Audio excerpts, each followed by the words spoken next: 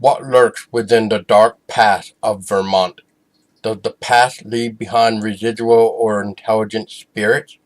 Or can there be things more than what we can see or feel? My name is Paul Dolsky, and you are listening to Haunted Vermont.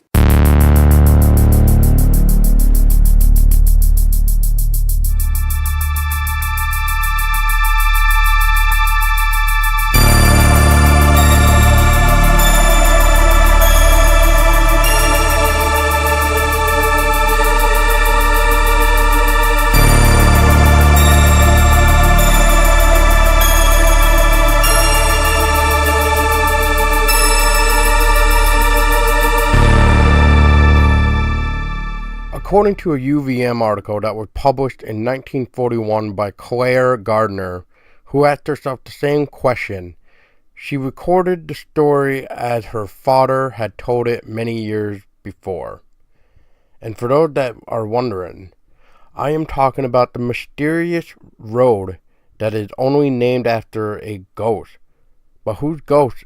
And this is located in West Haven, Vermont. It's not far from Fairhaven, and it's about 45 minutes from Rutland. Now, have you ever wondered what could possibly be the reason behind it? But the story might help just a little bit of how Ghost Hollow Road came to be. Because before the railroads came to Vermont, Lake Champlain was a major transportation link between Canada and New York City. Here and there, along the shore, a number of settlements sprang up that were populated by boaters. Such a community, made up of about half a dozen log cabins, was situated a couple miles inland at West Haven. To get there from the wharf, one had to travel along a narrow, rutted road. It passed a cliff where timber rattlers basked on sunny days. Then entered a wooded hollow, where day or night it was always dark. On one cold March night, more than 2 centuries ago, a young man hurried along this inhospitable path.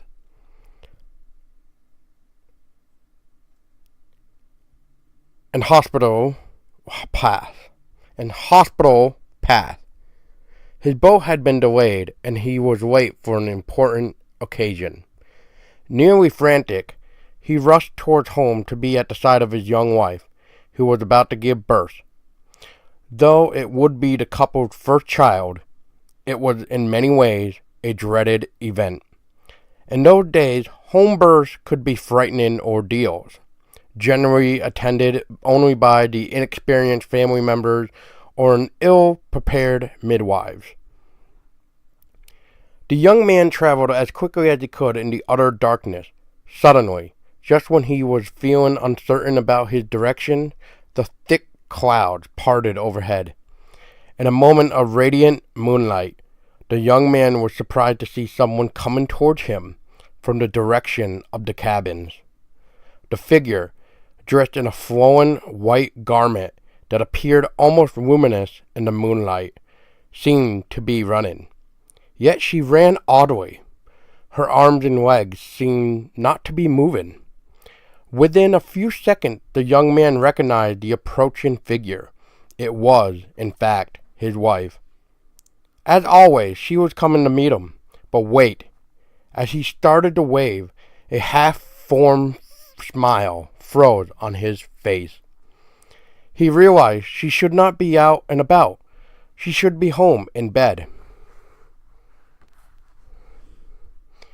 He watched the radiant figure stop near a little brook. It was as if she couldn't cross the water. Then, just before the sky went dark again, she vanished. The young man's momentary joy turned to terror. Like all country people, he knew about signs and portents. Surely this had been a vision. He knew he was forewarned about something. Filled with the foreboding, he raced through the darkness to his cabin. When he arrived home, he was greeted by a familiar tragedy of frontier life. His young wife had died in childbirth. The young man quickly discovered that she had passed away at roughly the same moment he had stepped into the hollow where he had his last look at her. Ever since then, the place has been known as Ghost Hollow Road, and that is how it appears on maps, GPSs, and other things to this day. Another fascinating thing about Ghost Hollow Road are the signs. One is an actual street sign that pretty much is usually taken, and I'm assuming it's because of the name itself, Ghost Hollow. It's kind of like those weird names like High Street.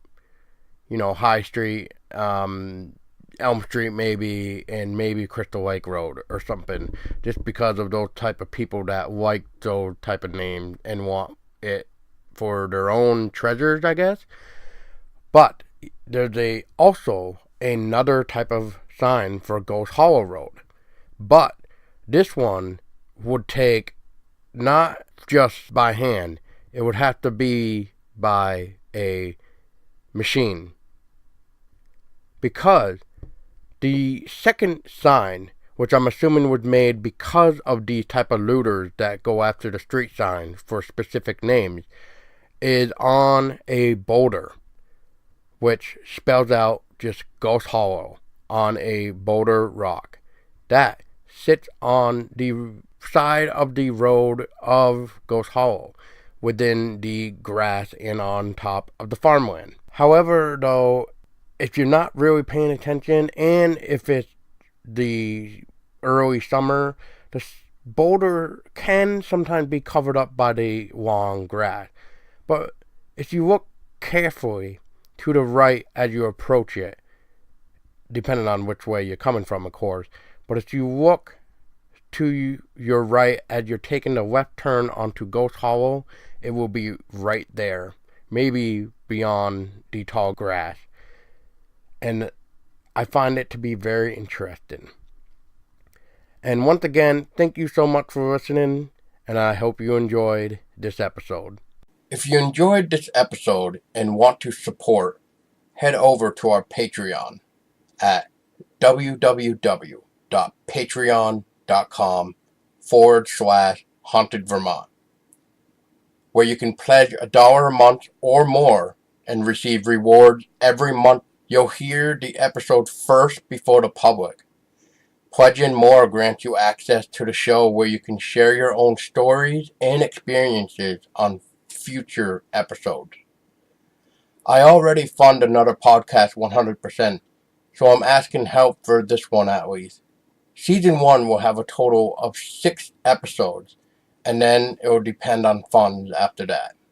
Thank you for listening, and if you enjoyed, please rate our podcast on any platform that you're listening to. We would like to know how we're doing, because if you hate it, we'd like to know why.